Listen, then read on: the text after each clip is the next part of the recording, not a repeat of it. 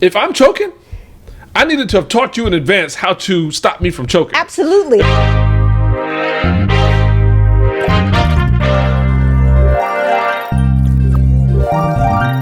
Often you'll see on social media, people put out these memes and lists of things that I wish or should be taught in school. Yeah. We've all seen those things. I had made a list years ago when Demi was probably like 5. Things that I wanted to make sure that my kids learned in life. And so I'd love to share this list with you, but also hear those things that are on your list. So let's go one for one. Like, you pick one of yours and explain it, and I'll explain one of mine. Okay, I'll go first. So I started with finances, monthly budget, also buying property, building and using credit. So those are all under one bullet. Finances. Okay, Yeah. under finances, right. Yeah. That makes sense. I have one the same way, so I'll just go with the same one that you said, understanding money. In addition to the things you said, there's 2 other sub-bullets for me that I'm just adding off the top of my head, and that is understanding the power of money to move work into the future. I just paid a guy to come aerate the lawn. If I want that service done next year, I can put that $40 in the budget for next year, and I can hire somebody in the future to do all the things that I want them to do down the line. So understanding that money works in that way, it holds value. And also under that money piece is the power of investing. The core principle of investing is, instead of having money stay the same value, learning how to grow it. So very much the same. I'll go first on the next one, Okay. and then you switch. Actually, the first one on my list was CPR. Interesting. Is that I wanted them to learn CPR, to get their CPR certificates. We're all walking around with hearts. We're all walking around with the ability for our bodies to fail. And we know how to damage other people. We know how to attack, hit, do damage. But how many of us know how to save?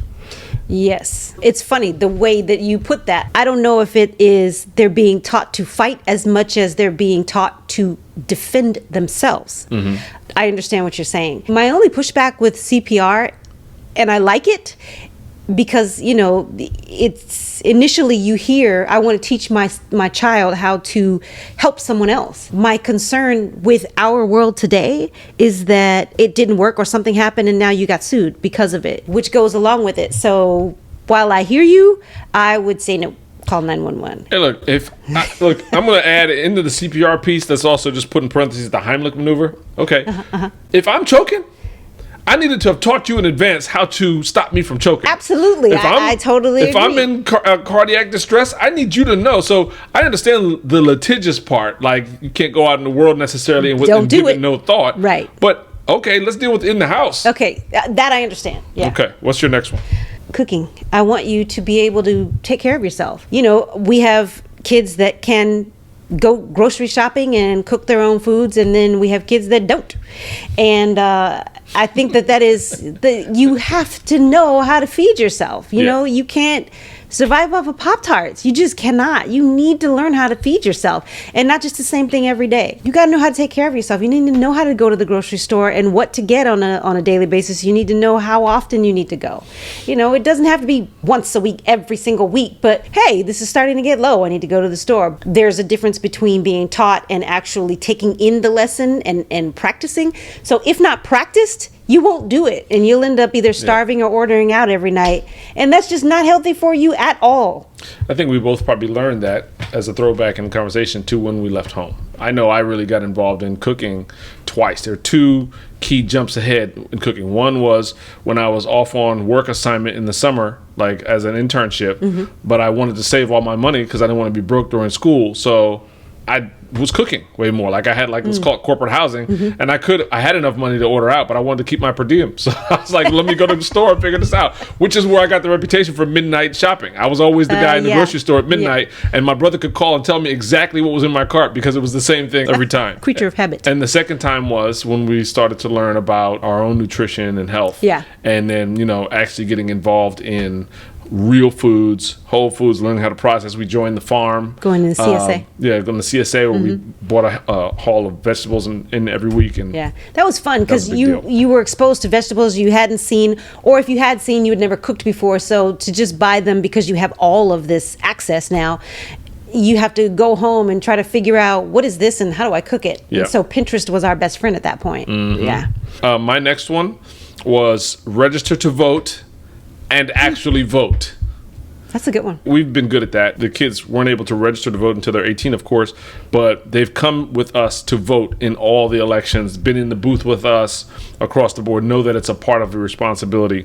But that was definitely on my list, was I need them to register to vote right away and actually do the voting, and not just on the presidential scale, but also get involved locally, Yeah. for sure. You know, I will say something that was positive that came out of the Trump era was that I think everyone got a little bit more politics savvy in terms of who did what and why and how it affected you locally. And so we started learning branches of the government, what they did, what they didn't do, how it affects us on a local level and a national level. And so out of that nightmare, you know, something good came out of it. You realize I need to get a whole lot more involved in what's happening locally, and I need to understand what's happening locally and who's attached to things that affect me and my kids in terms of them voting, but also why are you voting in the way that you're voting? So don't just go in and tick the box because he's Democrat or Republican. Understand what they stand for and why they stand for, what their history is, what their story is, and how they can affect you, again, nationally and locally as well. Yeah. So do the research. That was important. Yeah. One of the things I learned during that entire, you're talking about things we learned in the past few years, is the idea that there is no such thing as a city in the Constitution. The only governments that matter in the Constitution is the national level government and the states.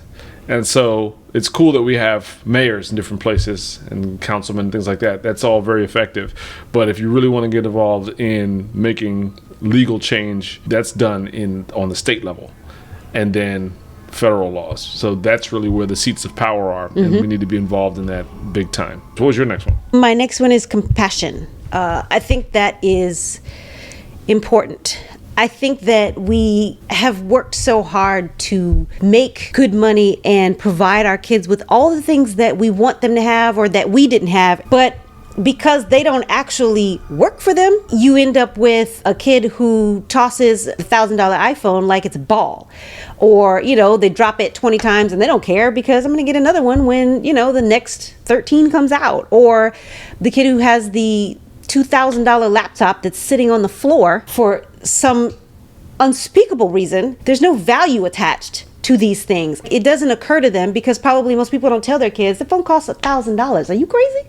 No one says that. I think that we did a good job at letting our kids know how much stuff costs and having them work for the things that they wanted, because we need you to understand the work that goes behind the things that you have and the value in it. That laptop that's $2,000 that's sitting on the floor underneath clothes that could get stepped on. It also is a huge resource. That thing could launch a rocket ship if you let it. It doesn't just show you YouTube videos. So teaching them the value of a dollar is huge. But it also, in terms of compassion, I think that, you know, there are just times when we'll be driving and you see the person standing on the corner with the sign that says, you know, I need money, yada, yada, yada. You know, I think a lot of times people see that and look past it, or they look up from their phone for a second and they don't think twice about it. And I have always told the kids, you don't have to give them $50, but what if you have $2, give it to them.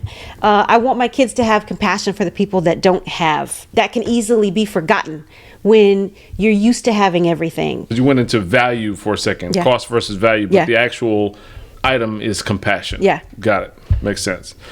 My next one was learn to swim. That, along with like driving a stick, those are two life skills that you must have. You know, I still don't know how to drive a stick. I tried. Right. Well, we're going to try again. Yeah. We just don't have a stick.